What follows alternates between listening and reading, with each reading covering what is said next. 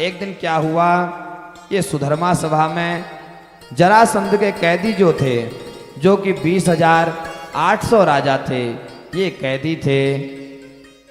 अब वहां से संदेश आया कि कुछ ऐसा कीजिए कि इन राजाओं को उसके बंदी गृह से, जो उन्होंने बंदी बना रखे हैं, उससे मुक्त कीजिए। और उसी समय युधिष्ठिर जी का भी संदेशा आ गया कि हे भगवान, हम राजसूय यज्ञ करना चाहते हैं और हम चाहते हैं कि वो राजसूय यज्ञ आपकी अध्यक्षता में संपन्न हो।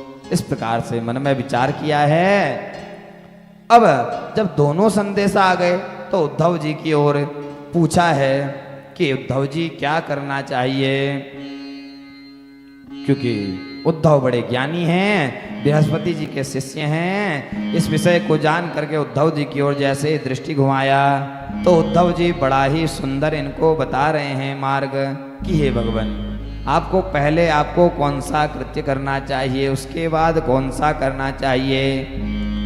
यष्टव्यम राजसूयेन दिक्चक्रजयिना विभो अतो जरासुतजय उभयार्थो मतो मम।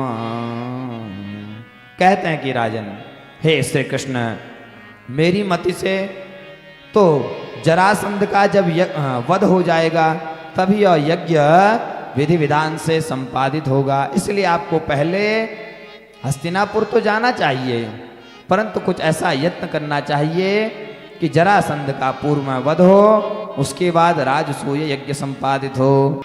भगवान श्री कृष्ण हस्तिनापुर गए हैं। हस्तिनापुर जाकर के इन्होंने अर्जुन को, भीम को दिव्य ब्राह्मण का वेश धारण करवाया है। धारण करवा के भैया ये आज जरासंध के राज्य की ओर गए हैं। वहां जाकर के जरासंध ने देखा तो देख करके बड़ा प्रसन्न हुआ। पूछता है कि आप कौन हो, मैं आपको कौन सा क्या वस्तु प्राप्त करवाऊं, क्या आपको कौन सी वस्तु चाहिए। जरासंध ने जब ऐसा कहा तो आज भगवान श्री कृष्ण कहते हैं, जरासंध ने पहले इनको जान लिया था। कहता है कि ये जो ब्राह्मण है ये कृष्ण के रूप में, इसे तो मैंने पूर्व में कहीं देखा है। इस प्रकार का मन में विचार करते हुए कहता है, अब तुम ब्राह्मण रूप में आए हो तो तुम्हारी जो इच्छा है मैं तुम्हें उसे प्राप्त करवाऊंगा। बोलो तुम्हारी क्या इच्छा है। भगवान श्री कृष्ण कहते हैं, युद्धम नो देहि राजेंद्र द्वंद्वसो यदि मन्यसे युद्धार्थिनो वयं प्राप्ता राजन्यानान्नकांक्षिणा। कहता है कि युद्धम नो देहि राजेंद्र, हमें युद्ध चाहिए। जरासंध कहता रे केशव, तुझे तो मैं 17 बार युद्ध भूमि से भगा चुका हूं, तेरे साथ मैं क्या ही युद्ध करूंगा। अर्जुन की ओर देख करके कहते हैं कि अर्जुन इतना दुबला पतला, इसके साथ युद्ध करूंगा तो ये तो कुछ ही क्षण मेरे समक्ष टिक पाएगा। बलशाली भीम को देखा तो बड़ा प्रसन्न हुआ। कहता है कि मैं भीम के साथ युद्ध करूंगा। बड़ा भयानक भैया इनका युद्ध चला है। रोज युद्ध होता और रोज दोनों बड़े बलशाली थे, किसी को भी आज तक हार की प्रतीति नहीं हुए हैं। इसी प्रकार से रोज युद्ध चलता गया है। युद्ध चलते हुए एक समय की बात है, क्योंकि बलभद्र रोज, ये जो भीमसेन थे, रोज द्वंद्व युद्ध में बड़ी मार खाते थे। मार खा करके इनका शरीर बड़ा ही टूट चुका था। टूट करके आज यह भगवान श्री कृष्ण की शरण में है कि हे भगवान, मैं आपसे निवेदन करता हूं कि आपने मुझे बड़ा बुरा फंसा दिया है। अब मुझ में युद्ध करने की कोई क्षमता नहीं है। कृपा कर करके इस युद्ध को यहीं विराम कर दो। मैं रोज उसे इतना हराता हूं, उसके शरीर को 2 टुकड़ों में विभाजित भी कर देता हूं, परंतु भगवान उसका अभी तक उसको मृत्यु को प्राप्त नहीं हुई है। न जाने उसे ऐसा कौन सा वरदान प्राप्त है। भगवान श्री कृष्ण कहते हैं कि देखो भीम, तुम युद्ध तो करते हो, भली भांति भी करते हो, परंतु तुम जब युद्ध करते हो ना, तब तुम मेरे सामने नहीं देखते। अब तुम कल युद्ध करो। भगवान ने लेपन कर करके बलशाली भीम का सारा दुख कष्ट दूर कर दिया। दूसरे दिन का युद्ध हुआ है। भगवान ने आज एक तिनके के माध्यम से भीमसेन को यह निर्देश किया कि देखो ये जो तिनका है ना, इसे ऐसे चिर करके तुम ऐसे समाओ, ऐसे जब फेंकोगे तो फेंक करके इसका शरीर पुनः नहीं जुड़ पाएगा। क्योंकि आज तक भीमसेन जब भी इसके शरीर को फेंकते थे, इस प्रकार से फेंकते थे, यह पुनः आकर के जुड़ जाता था, पुनः यह युद्ध करने लगता था।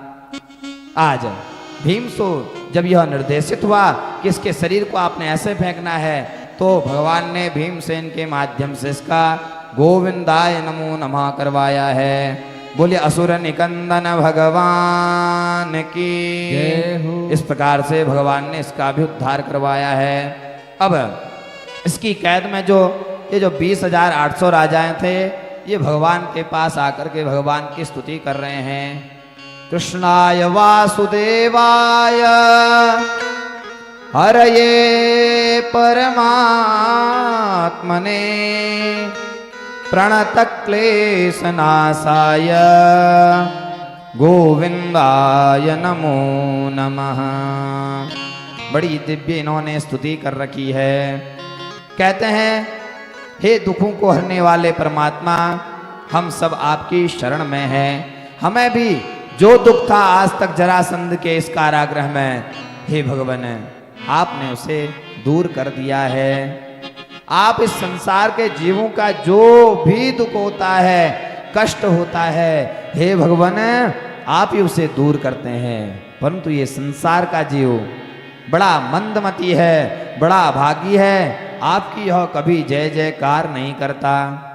प्राय यह संसार के जीवों को ही देख करके उसकी जय जयकार करता है। इस प्रकार से इन्होंने वचन कहे हैं। देखिए भैया, एक बड़ा ही दिव्य भाव है। कहते हैं कि ये जो जीव है ना, ये परमेश्वर के अनेक उपहारों का ऋणी है। उसके द्वारा प्रदत्त इसे जो सुख मिलते हैं, उसका यह ऋणी है।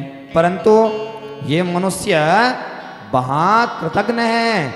इसकी कृतज्ञता क्या है कि यह कभी भगवान को धन्यवाद नहीं करता।